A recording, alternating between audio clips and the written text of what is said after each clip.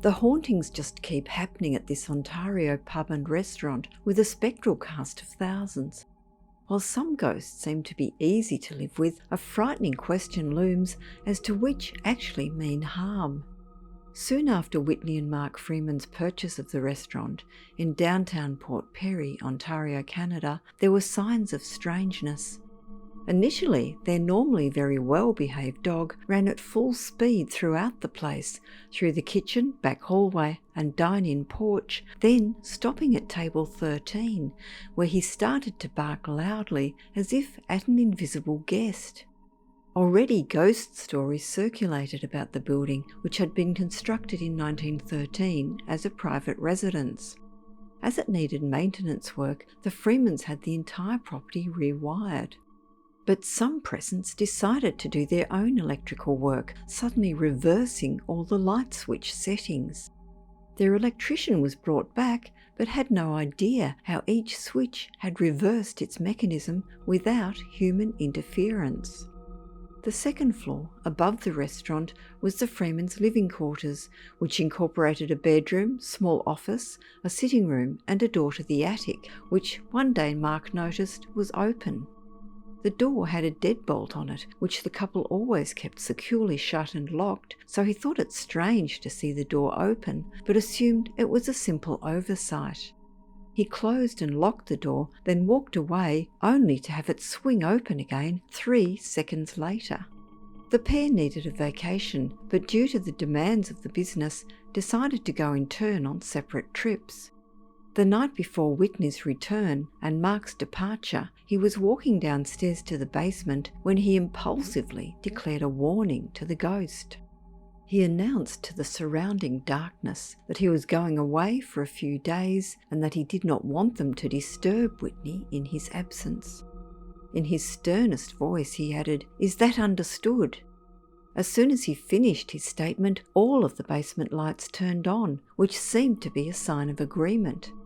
However, one night, while on her own, Whitney was awoken from a deep sleep by someone clearly calling her name. The voice was a woman's, whose presence in the bedroom was so powerful that Whitney felt it palpably. A few nights later, Whitney was yet again awoken by the rattle and clanking sound of her pet rabbit's water feeder. She always kept the cage in her bedroom, and the feeding bottle was attached to metal bars which made a racket whenever the rabbit had a drink. Usually, when the sound woke Whitney, she would get up to refill the bottle, which that night she then did. She had just crossed the room to do so when she remembered her rabbit was staying elsewhere with a family member for a few days. There was no rabbit, cage, or water bottle in the room. Whitney now wondered if the rabbit had always been the one rattling the bottle, or if something else was to blame. In 1986, the Freemans sold the restaurant to Nikki Bainbridge, who moved in with her children and renamed it Murray House. Although the ghost had never actually appeared before the Freemans, Nikki now often witnessed a woman in her 70s wearing old-fashioned clothing of a long white apron over a high-collared blue dress. Nikki would even sometimes come face to face with her when the old lady would smile at her and then pass through a wall. It became apparent that she was not the only ghost in the house. One night, while sleeping in her attic bedroom, Nikki was awoken by the sound of another person breathing deeply. Shocked, she quickly turned on a light and was appalled to see, lying next to her in the bed, a person with his or her back to her. After a few seconds, the stranger slowly disappeared and their indentation in the mattress filled back out to its usual flat shape. On another night, an unknown voice shouted out Nikki's name directly into her ear just as she was about to fall asleep, but of course there was no other person in the room with her. She suddenly had a strange instinct that she and her family were in danger and that the voice was trying to warn her. She hurried down to the second floor, where she checked that her children were sleeping peacefully in their rooms, then went down to the main floor, where she was surprised to find a lit candle lying on its side along a wooden windowsill. Nikki ascertained that it had been lit and tipped over shortly before she arrived, so that had she not been startled and gone to check, she and her family might have been trapped in a burning building. So, one ghost trying to harm them and another alerting them to the danger. Nikki didn't know whom to either thank or blame for the scary occurrences. She was unaware at the time that the entire town of Port Perry had a traumatic history of successive fires which repeatedly destroyed most of the downtown. In this context, it is not surprising that one of the restaurant's ghosts was trying to protect it from fire. Nikki continued to see the old woman watching her as she worked. Her television would also regularly turn off. One night she tried to leave her bedroom, only to find the door impossible to open. She called a friend to come and help, and of course when her friend arrived, the door opened from the outside without a problem. On one occasion, one of Nikki's staff members called her in the middle of the night, terrified and asking not to be left alone in the building ever again. After the last diner had left the restaurant that evening, the employee had locked the door and turned off all the lights.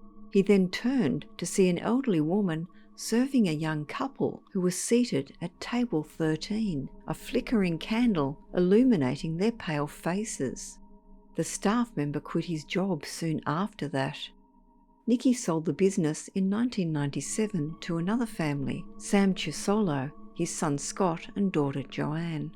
The sale had a rocky start when, during a meeting in the dining room to discuss the transaction, a decorative plate displayed on a shelf took flight into the air and split into 3 pieces. 2 of those pieces smashed to the floor, but the third struck Sam on the head. Despite this ominous sign, the Chusolo family bought the hotel, where Scott had to deal with the ghost's antics on an almost daily basis. He was usually the first to arrive at work and would find that the front door had been bolted shut on the inside.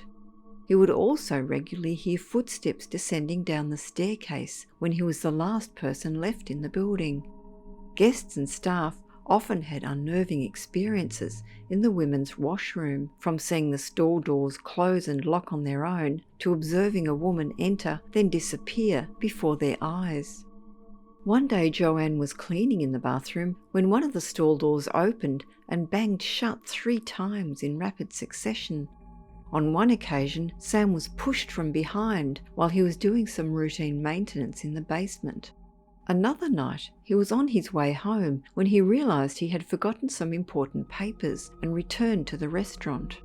He opened the front door, but as soon as he stepped inside the building, a pair of invisible arms grabbed him from behind and clamped him in a tight bear hug that lasted for nearly 15 seconds. Ice-cold chills spread throughout Sam's entire body, and the frightening experience left him shaken, both physically and mentally. Just a year after moving in, the Chusolo family sold the restaurant, which was then renamed Jester's Court. Many kitchen and serving staff continued to witness odd phenomena over the years, like banging on the doors and walls, human whistling coming from an empty room, lights and electronics switching on and off, and personal belongings bizarrely going missing. Debbie Burton started working as a server in 1997, and one night, at the end of a late shift, stepped outside onto the front porch. She almost immediately heard the bolt lock from inside.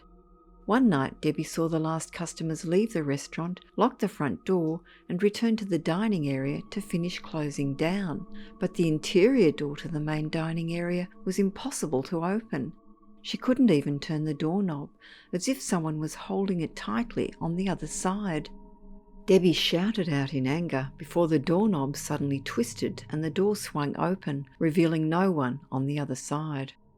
Another night she walked from the first to the second floor, switching off all the lights, but when she returned downstairs, all of the lights had been turned back on. Debbie learnt to address the spirits directly as a way of getting their cooperation. One night she and Karen, one of the cooks, were clearing up dishes when, out of the corner of her eye, Karen glimpsed a shadow pass by. She turned to see a woman wearing a long navy blue dress approaching her, only to disappear as she got to the centre of the room. Earlier that evening, she had heard 2 ghosts giggling in the empty kitchen. Another night, some invisible presence turned on the fans above the gas stoves immediately after Karen had turned them off. After Debbie shouted out an order, the fans promptly shut off. But Debbie and Karen were angry when, a short time later, the fans turned on again. They entered the kitchen, preparing to yell at the ghosts, and were shocked to discover the kitchen fryers had also been turned on. The ghosts had crossed that line from annoying to dangerous.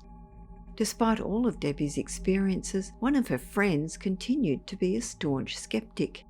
He, Debbie, and some other friends were having lunch in the restaurant when the skeptic proclaimed loudly, "I still don't believe that ghosts exist here." Without warning, the salt shaker flew off the table and plonked right in front of him, and then several framed pictures on the wall turned sideways. Debbie pointed out the eerie movements before the pictures slowly rotated back to their original positions, with the whole group staring in shock. The skeptic had become a believer, joining the many people who have experienced the paranormal in Jester's court. Now reputed to be haunted by the spirits of a woman in blue, a cantankerous man, a couple dining at table 13, a little boy and a little girl.